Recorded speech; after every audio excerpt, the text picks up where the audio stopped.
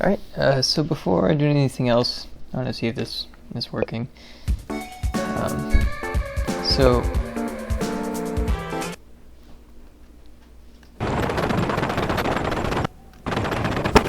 cool. So there's audio, but when I do it, it glitches out real bad with the video. But there's also some big glitches in my audio engine that I'm gonna have to address before I start doing 3D sound.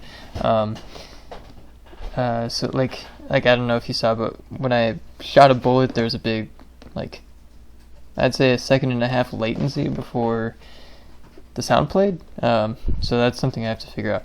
So in addition to wrestling with the two libraries that I'm going to use for this, my own library is going to be a struggle on its own in this.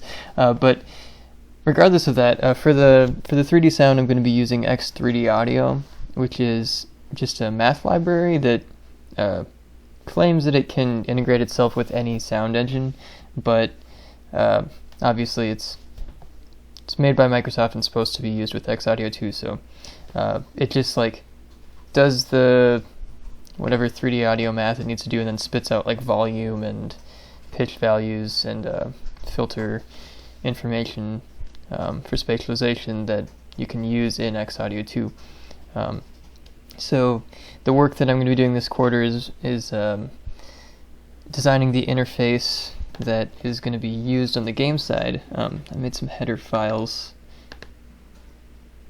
for that to show what it might look like. I haven't done any implementation, but the thought is I'm going to be using these flim sounds with all these support methods that just go through to sound things, and then you can adjust the reverb and the filter and the if it's not a 3D sound, then you don't worry about using X3D audio. And then the work I have to do is just go on the audio side and make all of this work, audio thread. And then the reverb and the filter are their own classes. But so I've put some thought into the hierarchy and how that's going to work. And so then the next thing is the game project. I looked into it a little bit and thought I'll probably need to add a tweening library of some sort that'll make ramping things up easier, like the tank slowing and stopping, or the bullet slowing and stopping, without actually making a physics engine. So I'm probably going to fake a lot of physics via tweening. Terrain, I know we're going to learn about that, so I didn't think about it too much because I know it will be soon enough. And the multiple camera angles and overlaying cameras on other cameras is going to be an interesting problem. So obviously I'm going to have to tackle that. And then I was thinking about it might be interesting to do some sort of additions to the game objects to have maybe they all have some sort of position, kind of like they are in Unity.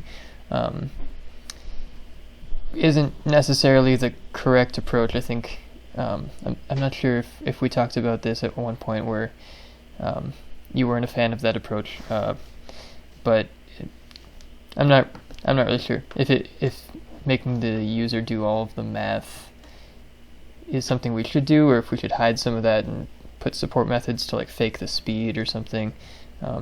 Because right now I'm doing a faked version in my user code, but I could move that to the engine code. I'm not sure.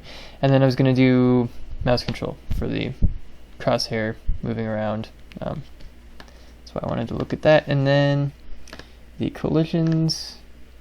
So right now I'll switch to my good old, sorry for the cottage and the frigate, but they're working the best right now. So I got the AABB and the B sphere down here. The frigate moves around, and the AABB resizes as needed. The collision works there, and then it also works with the AABB.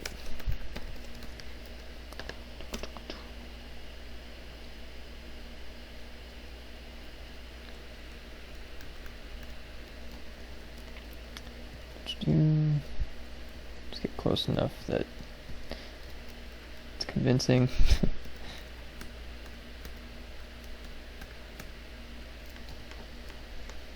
And yes. Okay. So I just did the same thing as what was in the lecture. The collidables now have collision volumes instead of B-spheres, and they use the double dispatch inside of the commands in order to get the correct collision volumes via the math library, which they're using the math library to start off and get to the correct items. Yes, so yeah, when two collision volumes go in here, that's where that happens.